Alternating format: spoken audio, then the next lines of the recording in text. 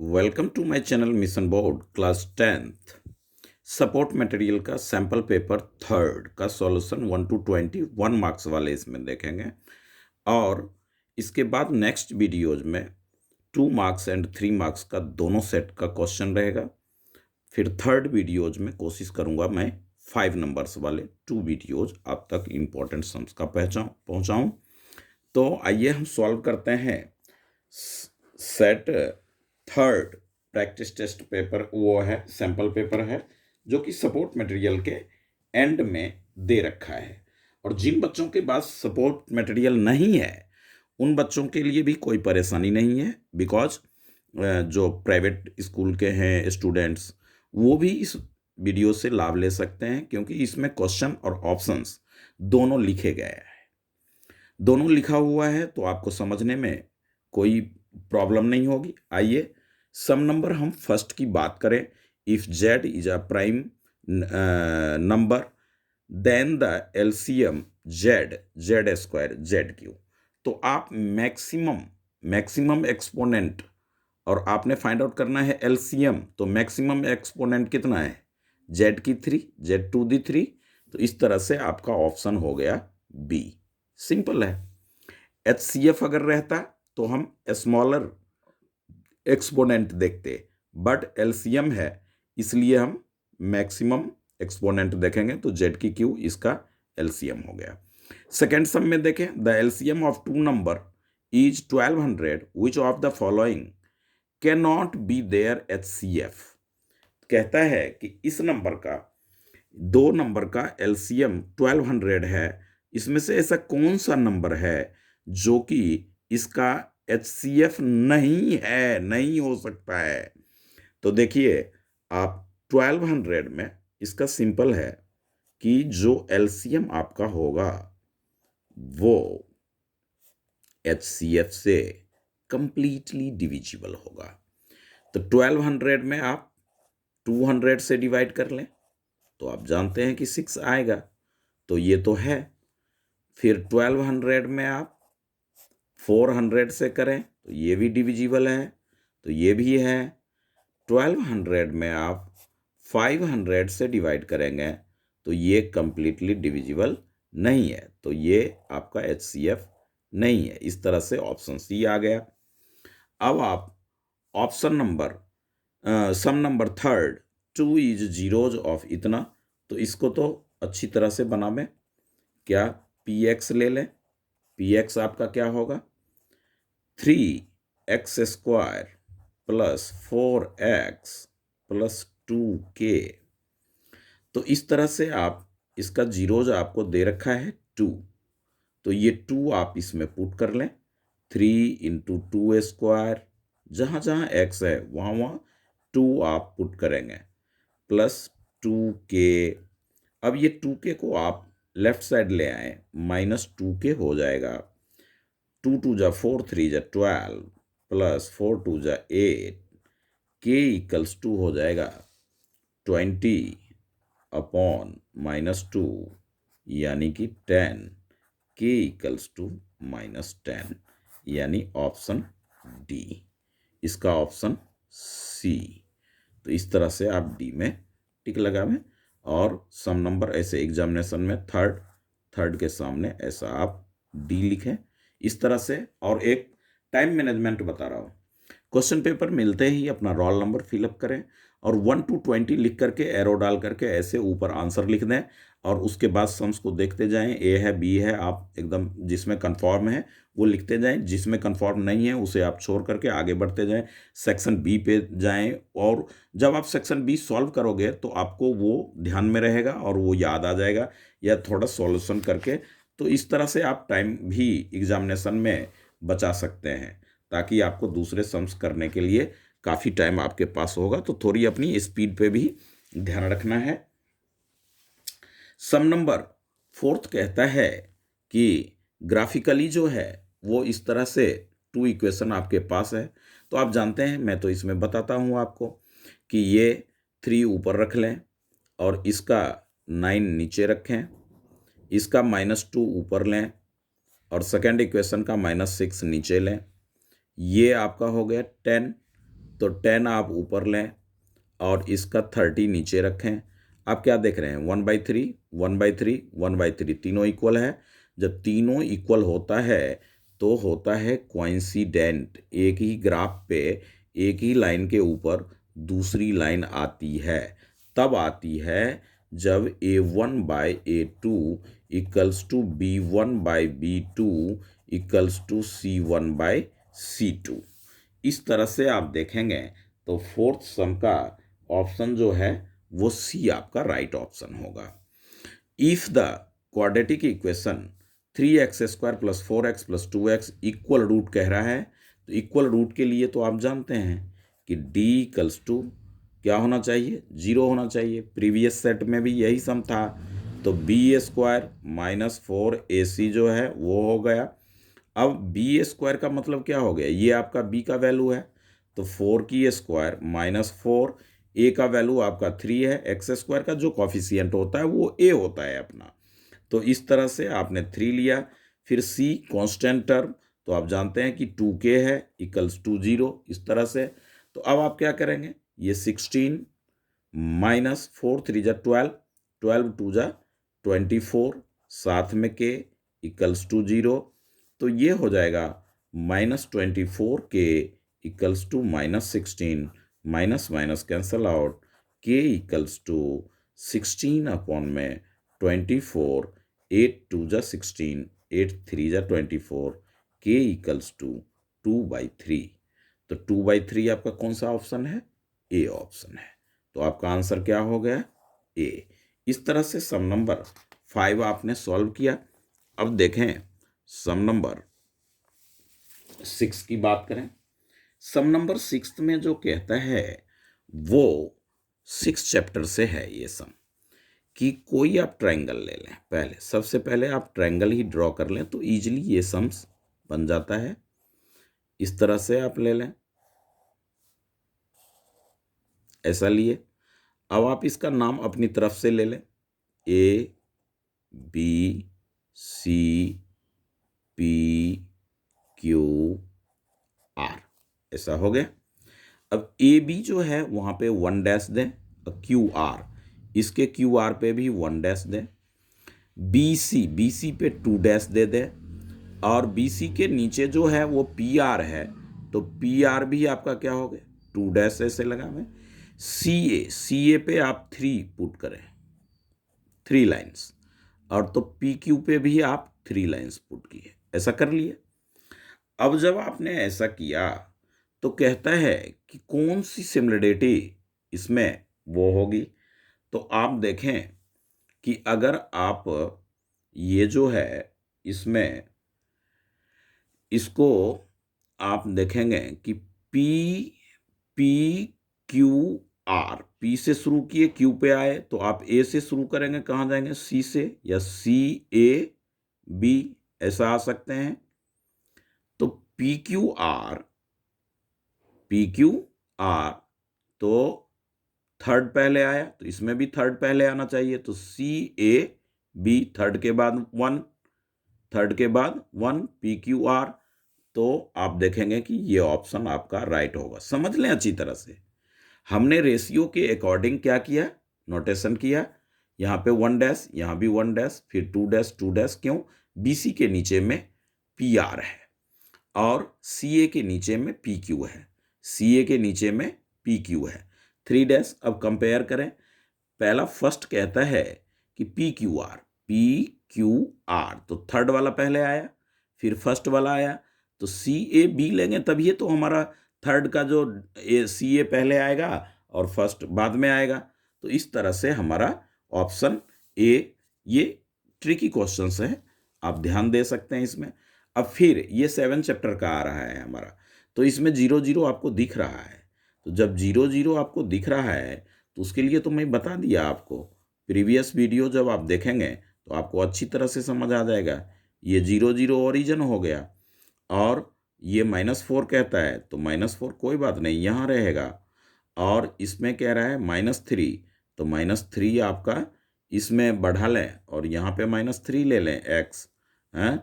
अब इसको आप ज्वाइन कर लें इस पॉइंट को। अब इसका जो है पेरीमीटर क्या होगा, तो ये नेगेटिव हो, बट ग्राफ पे तो बॉक्सेस उतने ही होंगे। तो ये 3 हो गया, ये 4 हो गया, 3 4 आपके पास है, ये लाइन आप निकालेंगे तो बाय पाइथागोरस से 3 की स्क्वायर प्लस 4 की स्क्वायर, तो ये हो जाएगा √9 प्लस 16 इक्वल्स टू 25। तो इस तरह से 5 आया। अब आप तो लिख ही सकते हैं perimeter equals to, perimeter of triangle वगैरह लिखने की कोई ज़रूरत नहीं है, समझें केवल, क्योंकि ये 1 मार्क्स वाले सम है। तो 3, ये 12 यूनिट किस में है? बी में है। तो आपका राइट ऑप्शन बी में है। आप केवल यहाँ वर्टिजेज वो कोऑर्डिनेट पे ध्यान रखें कि 0 0 है, तो आप सबसे पहले ओरिजिन को ही एक पॉइंट ले लेंगे, नेगेटिव है तो नेगेटिव की तरफ जाएंगे, इधर आएंगे। इस तरह से जो है क्वाड्रेंट का ध्यान रख करके ये वेरी 1 मार्क्स का जो है 7 चैप्टर से इस तरह से सॉल्व होता है अपना। अब आप आए जो बीपीटी आपने थ्योरम, मैं वीडियो भी बीपीटी का दिया था वो अपने चैनल पे। तो BPT is a most theorem आपके 2023 एग्जामिनेशन व्यू से, तो उसी से रिलेटेड ये सम है। और इसमें कहता है कि वो फाइंड एक्स करना है। तो बीपीटी तो कहता है कि कोई थर्ड साइड के लाइन ये ड्रॉ है तो ये सेम रेशियो, ये सेम रेशियो। तो आप कैसा भी लिखें, इसको ऊपर लें इसको नीचे लें, कोई फर्क नहीं पड़ता इससे, है। जब ये और ये पैरेलल है तो आप कैसा भी करेंगे तो ये हो जाएगा। हम सी डी को ऊपर ले रहे हैं, C D by D B equals to C E by E A, कहाँ से? तो by BPT, by BPT basic proportion या थेल्स थ्योरम जिसे आप कहते हैं, ये 6 चैप्टर का है। तो x upon 3x plus 4 equals to x plus 3 upon 3x plus 19 by cross करें, क्या करें? बाई क्रॉस करें। तो ये हो जाएगा आपका x into 3x plus 19 equals to x plus 3 into 3x plus 4। तो ये प्रोडक्ट करेंगे 3x square plus 19x, x 3x तो 3x स्क्वायर, x 4x, 3 से करेंगे 9x, 3 से आप करेगा 3 4 12, क्या किए? x लिए पूरे टर्म में किए, प्लस 3 लिए पूरे टर्म में प्रोडक्ट किया, 3x स्क्वायर 19x और 9 और 4 13 माइनस 13x इक्वल्स टू 12। तो 6x equals to 12, x equals to 12 by 6 यानी 2, x इक्वल्स टू क्या आ गया? 2। तो ऑप्शन हमारा हो गया बी, राइट ऑप्शन है। बी अपना राइट ऑप्शन। कहाँ से सॉल्व किया हमने? तो बीपीटी से, थेल्स थ्योरम से हमने सॉल्व किया। और वीडियो में थेल्स थ्योरम बहुत अच्छी तरह से मैं समझा रखा हूँ। तो पी क्यू ये टेंजेंट है। अब आप क्या करें कि कोई एक सर्कल आप अच्छी तरह से ड्रॉ कर लें, यहाँ पे आप सेंटर ले लें और पी से क्यू एक आपका टेंजेंट इस तरह से हो जाएगा। अब ये ओ हो गया और इसको आप यहाँ पे ज्वाइन कर लें। जब आपने इसको ज्वाइन किया तो ये हो गया हमारा, इस तरह से यह 90 डिग्री होगा। अब कहता है ट्रायंगल ओ पी पी और ये हो गया हमारा क्यू।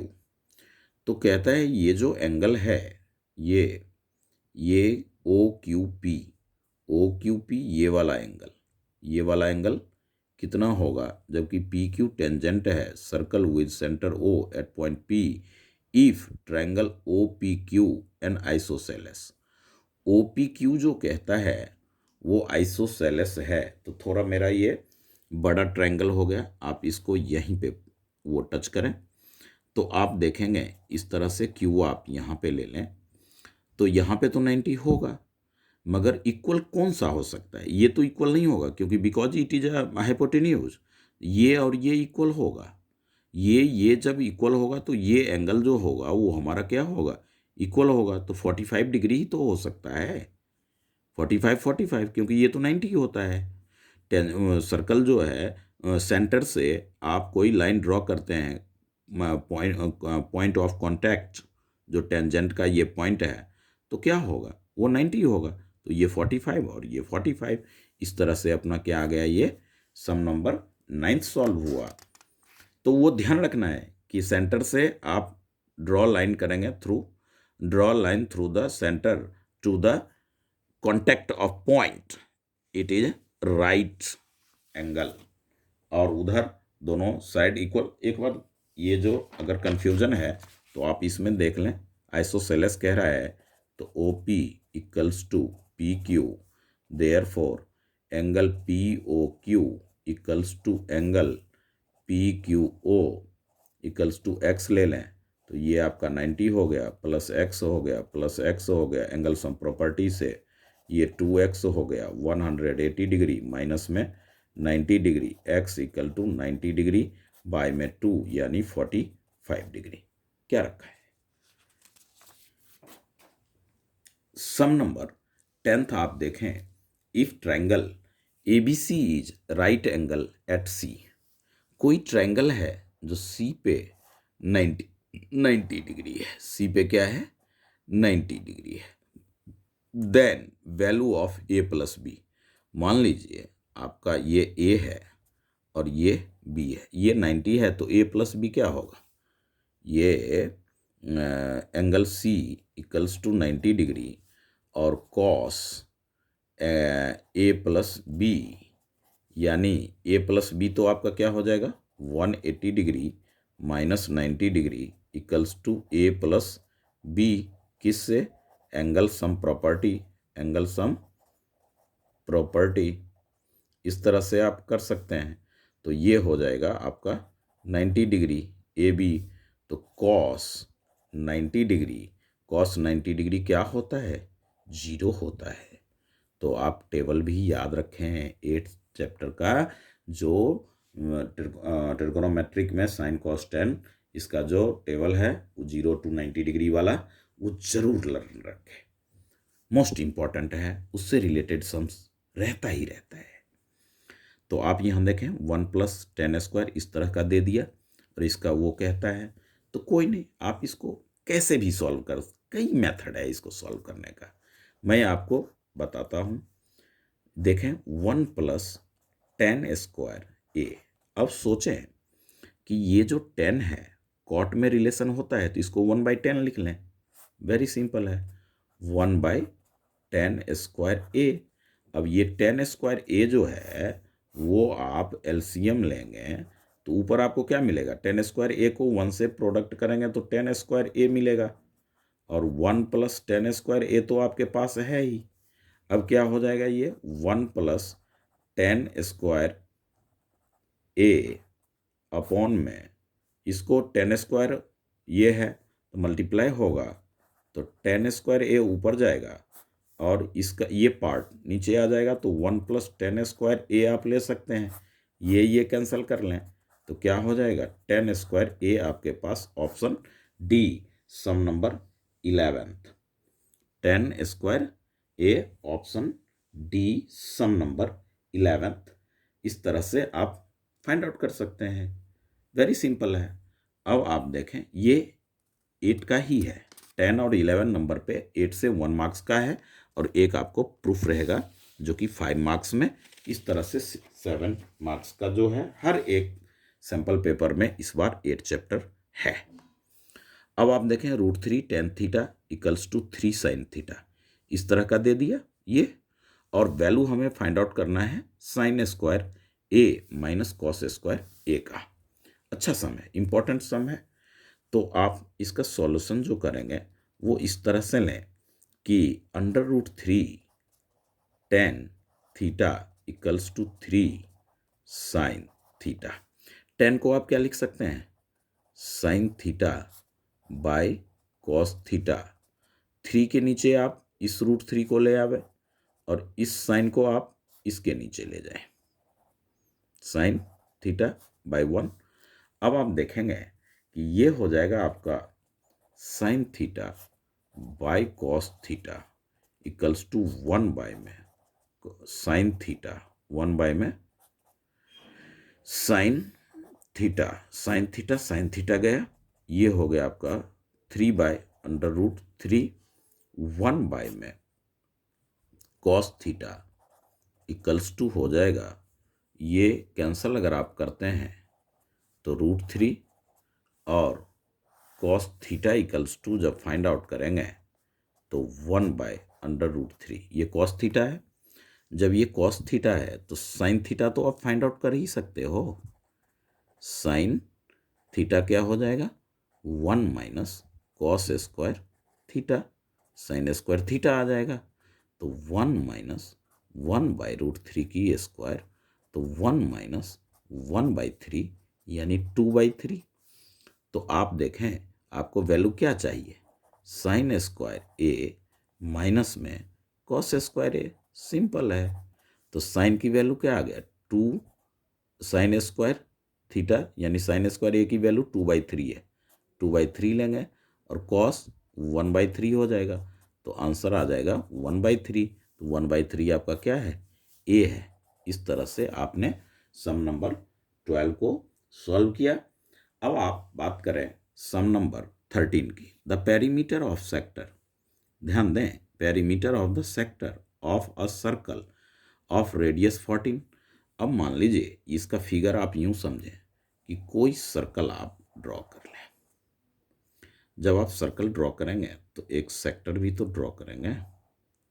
अब ये कहता है कि ओ है, ये आर हमारा होता है 14 है, ये भी हमारा 14 है, रेडियस है तो होगा। ये ए ले लो और ये आप बी ले लो। अब कहता है कि रेडियस 14 है और 68 सेंटीमीटर। अब ये यहाँ पे the perimeter of the sector of a circle of radius 14 centimetre is perimeter 68, यानी टोटल ये लाइन और ये लाइन इतना है। अब इसमें कहता है एरिया ऑफ द सेक्टर क्या होगा? है ये तो थीटा तो अपने पास है नहीं पेरीमीटर, मगर हमारे पास क्या है? एल है। एल ये तो आप ये L इक्वल्स टू देखेंगे, पेरीमीटर में से ये 14 और ये 14 माइनस करेंगे तो L की वैल्यू आ जाएगा। ध्यान दें, ट्रिकी सम से है। तो आप सबसे पहले वो लेंथ ऑफ आर्क, इसका फॉर्मूला लें। इसका जो सॉल्यूशन देखें क्या लें इसमें? Length of arc. तो लेंथ ऑफ आर्क पेरीमीटर है आपका क्या? 68 - 14 + 14, ये वाली साइड और ये वाली साइड माइनस हो जाएगी तो ये क्या आएगी आपका? 40 आ जाएगा, 40 सेंटीमीटर। और लेंथ ऑफ आर्क की आइडेंटिटी होती है थीटा बाय वो 360 डिग्री और 2πr, 2πr। अब वैल्यू पुट कर लें, थीटा बाय ये 2 इसको कैंसिल करें तो 180 तो लिख ही सकते हैं, 180 डिग्री। और पाई की वैल्यू 22/7 इंटू में आर आपको दे रखा है 14 और ये एल के इक्वल है। तो एल हमारा 40 सेंटीमीटर है। ये इस तरह से जब आप देखेंगे तो 7 2 जा हो जाएगा और थीटा जो आपका आएगा वो आ जाएगा 40 इंटू 180 और बाय में 44 यानी 22 इंटू में क्या लेंगे हम? 80। वो 22 इंटू 2 से आप करेंगे 20 मिलेगा आपको। ये आपका हो गया 11 और ये आपका हो गया 10। तो इस तरह से आप 180 डिग्री बाई में 11 ही रख लें थीटा, तो क्या फ़र्क पड़ता है? कोई कुछ नहीं। अब थीटा जब आ गया तो आप इस थीटा को आप कहाँ रखेंगे? ये जो एरिया ऑफ सर्कल होगा, एरिया ऑफ सर्कल जो होगा वो आपका क्या हो जाएगा? तो ऐसा एरिया जब रहे, वो सर्कल रहे, तो इस area of their sector, sector he area of sector. तो थीटा के जगह आप इतना पुट कर लें। इसके लिए आप दूसरा कोई पेज लें तो अच्छा रहेगा। ये जैसे है, यहाँ पे देखें कि इसको आप इसी से सॉल्व कर लेंगे। एरिया ऑफ सेक्टर अब लगा दें, क्योंकि थीटा तो आपने ले लिया। दूसरा भी एक छोटा सा मेथड है, मुझे ध्यान में आ गया, अगले मैं वो कर दूंगा। तो थीटा के जगह ये पुट कर लें 180 अब बाय में 11 बाय में 360 डिग्री, इस तरह से। और एक ये 10 बचा रहा है अपना, तो 1 0 10 यहाँ पे डाल लें। इंटू में क्या लेंगे, पाई स्क्वायर 7 इंटू 7 इंटू 7, ये 7 7 गया। अब आपका क्या हो जाएगा, ये इसको आप ऐसे करेंगे 180 इंटू 10 बाई 11 इंटू 1 बाई में 360 डिग्री इंटू में 22 इंटू 7 रहने दें, सेंटीमीटर स्क्वायर ले लें। ये जीरो 18 टू जा आया, 11 टू जा आया, ये 2 गया और ये 2 गया, तो ये क्या आ गया आपका 70। ये आपने देखा, ध्यान दें यहाँ पे 14 हमारा रेडियस हमने क्या लिया 7 ले लिया, तो ये ठीक नहीं है। आप यहाँ पे लेंगे 14 और 2 यहाँ पे लेंगे, क्योंकि आर के जगह हमें 14 लेना था। तो ये अपना हो जाएगा यहाँ पे 14 इंटू 2, इस 2 से ये 2 गया। अब आप 14 को 10 से मल्टीप्लाई करेंगे और ये 2 बचा रहा हमारा, तो इस तरह से क्या होगा, ये हो जाएगा आपका 280 सेंटीमीटर स्क्वायर। इसका कैलकुलेशन थोड़ा ढंग से, थीटा के जगह आप यही पुट कर दें, कोई दिक्कत नहीं है। तो इसमें आप देखेंगे कि इंटू में 10 है, थीटा बाई 360 डिग्री, और ये हो गया आपका कितना, पाई आर स्क्वायर, तो 7 से इसको कैंसिल करें। अब यहाँ नहीं हो तो एक बार और इसे देख लें, 180 डिग्री इंटू में 10 बाई में 11 और इंटू में 1 बाई 360 डिग्री इंटू में 22/7 इंटू में आपका हो जाएगा 14 इंटू 14, ये हो गया 7 2 जा आप करेंगे। अब ये क्या हो जाएगा आपका, इतना 2 जाए, ये 2 और ये 2 कैंसिल हो गया ना, तो आप इसको जो ये और 11 2 जा नहीं होता है, तो 14 2 जा क्या होगा 280 और ये 0, इतना सेंटीमीटर स्क्वायर। इस तरह से आप जो है इस सम्स को ईजिली कर सकते हैं। इसमें दोनों लेंथ ऑफ आर्क, और ये थोड़ा लेंदी मेथड है, शॉर्ट मेथड भी मैं नेक्स्ट वीडियोज में कोशिश करूंगा आप तक मैं पहुंचाऊं। सम नंबर 14 की बात करते हैं। The median and mode of a frequency distribution are 26 and 29 respectively the mean of the data. तो मीन क्या होगा, जबकि मीडियन और मॉड दे रखा है, तो आप इसमें देखें, इसका एक फॉर्मूला होता है जो कि 14 चैप्टर का 1 मार्क्स के लिए एकदम वो गारंटेड है। तो आप इसको 14 चैप्टर में उस फॉर्मूला को बोलते हैं सेंट्रल टेंडेंसी। क्या बोलते हैं, सेंट्रल टेंडेंसी। तो आप 14 चैप्टर का वो फॉर्मूला, वो जो सेंट्रल टेंडेंसी होता है वो होता है आपका, ये आइडेंटिटीज अपना है 3 median equals to 2 mean plus mode, आप ऐसा लिख सकते हैं। ये सेंट्रल टेंडेंसी या इसी को इंपेरिकल रिलेशनशिप भी बोला जाता है। तो आप इससे इस सम्स को सॉल्व करेंगे। ये दिखाना मुझे ज़रूरी था क्योंकि ये पर ईयर ये इससे रिलेटेड एक सम्स रहता ही है। तो मीन इक्वल्स टू फॉर्मूला हो जाएगा आपका, मीन जो होता है वो 2 मीन होता है ना, 2 से प्रोडक्ट होता है। तो 2 आप इधर ले लें और इधर आप मीडियन ही रखें, अब मॉड उधर जाएगा तो ये हो जाएगा आपका मीडियन माइनस मॉड। तो मीडियन आपका कितना दे दिया, मॉड मीडियन 26 है, मीडियन कितना है अपना, median and mode frequency distribution are 26 and 29 respectively. तो इस तरह से आप देखेंगे तो ये हो जाएगा आपका 3, साथ में होता है 3 मीडियन में 3 से प्रोडक्ट 3 इंटू 26 माइनस 29, और ये मीन इक्वल्स टू बाई में 2 आप कर लें। तो आप देखेंगे 6 3 जा 18, 3 2 जा 6 1 7, -29 बाय में 2, तो ये 9 और ये 49/2, तो ये आपके हो जाएंगे 2 और 4.5, 24.5 हमारा हो गया ऑप्शन ए। इस तरह से इसका जो है एनसीईआरटी में इस तरह से है 3 median equals to 2 mean, 2 mean plus mode, ऐसा लिखा हुआ है। तो आपको जैसे फाइंड आउट करना हो, इससे हम 3 फॉर्मूला तो बना ही सकते हैं। तो इसको ध्यान रखें, ये बहुत वेरी वेरी इंपॉर्टेंट है टॉपिक, ये 14 चैप्टर का। इस तरह से आपने ये देखा। अब आप सॉल्व करें, सम नंबर 15 की बात करें तो 15 सम्स को अच्छी तरह से पहले पढ़ें, फिर आप देखेंगे उसमें कहता है कि 3 एडजेसेंट फेस है। एडजेसेंट फेस किसका है वो?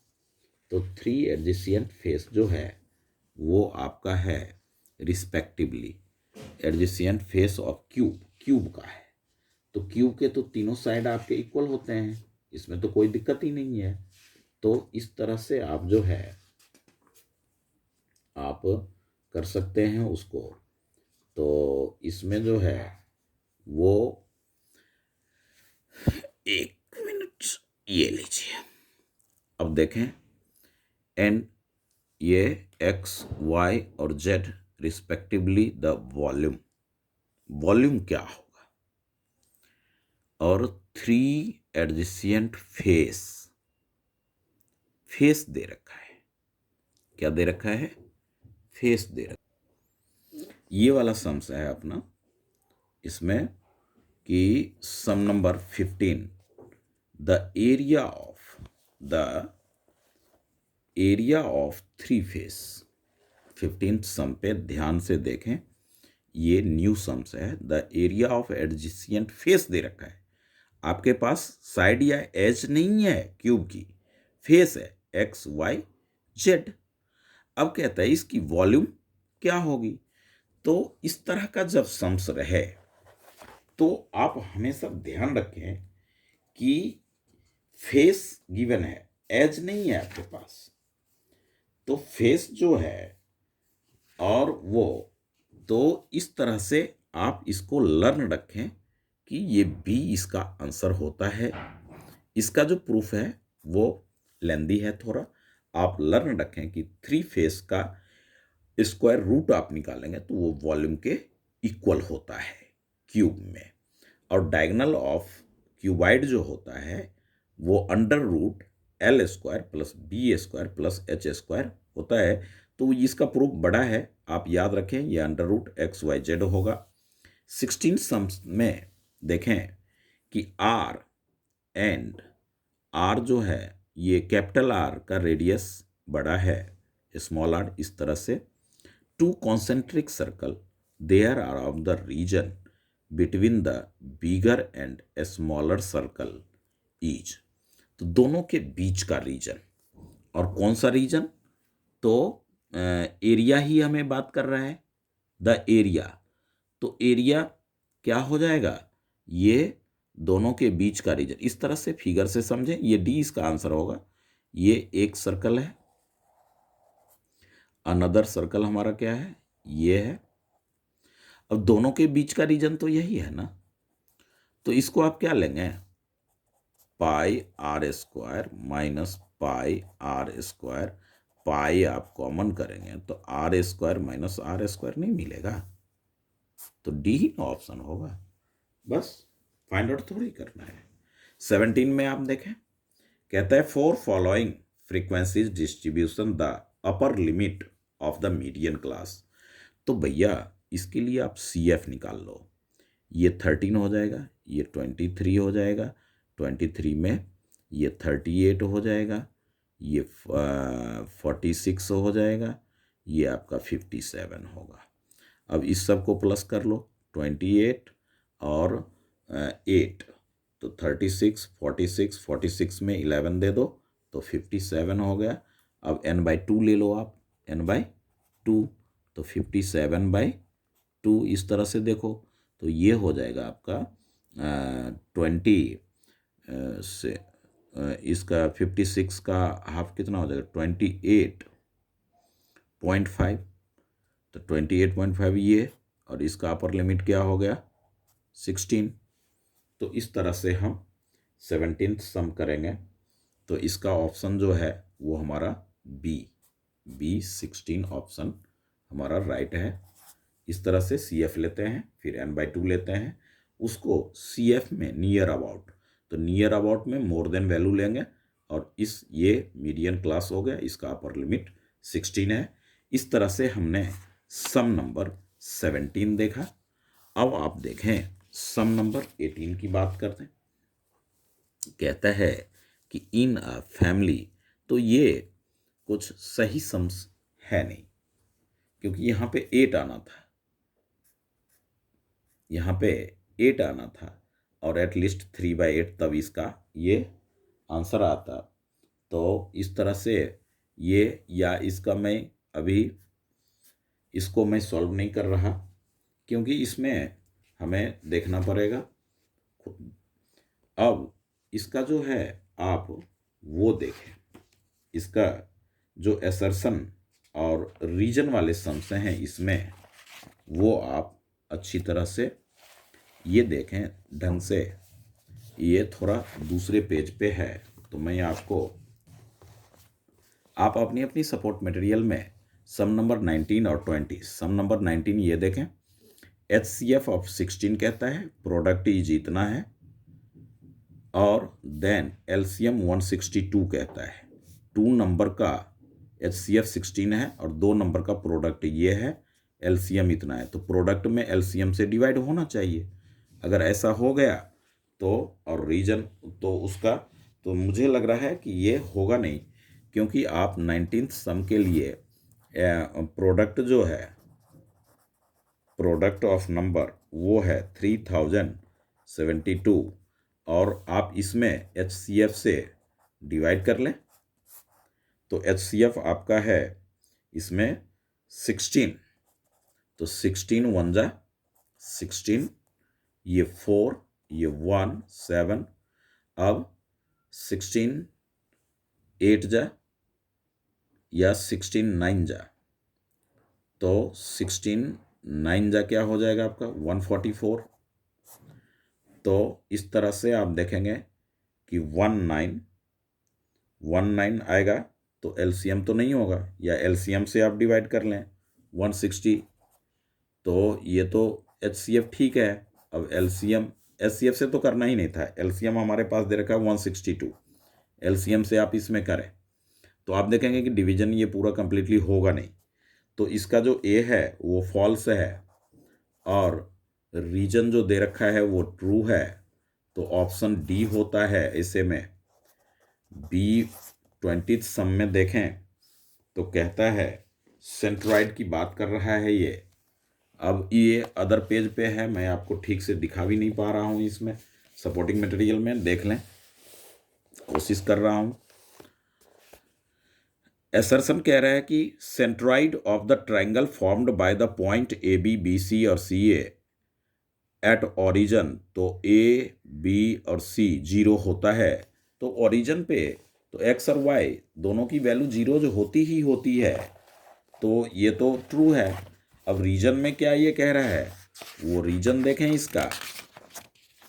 रीजन में सेंट्रॉइड की जो आइडेंटिटी जो होती है वो आपको दे दिया, सेंट्रॉइड की आइडेंटिटीज दे दिया, तो ये बोथ रीजन, एसर्शन और रीजन ये दोनों को एक्सपांड करता है, तो 20 का ए इस तरह से आंसर होगा।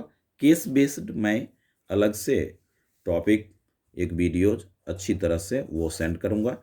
इस तरह से अपना ये वीडियोज कंप्लीट हुआ। इसे आप सब्सक्राइब, लाइक जो करना है कीजिए या ना कीजिए, बट 1 to 20 का रिवीजन जरूर कर लीजिए, मिलेगा ही मिलेगा सम्स। इसी पैटर्न का रहेगा, जो आइडेंटिटीज इसमें अप्लाई हो रहा है वो आइडेंटिटीज अगर थोड़ा भी ध्यान में रखेंगे तो अनदर जो डिफरेंट नंबर के आएंगे वो भी सम्स उस आइडेंटिटी से हो जाएंगे। तो इसमें 2 आइडेंटिटीज जो था वो आपके लेंथ ऑफ आर्क और एरिया ऑफ सेक्टर, ये ज़रूर ध्यान रखिएगा। Okay, thank you.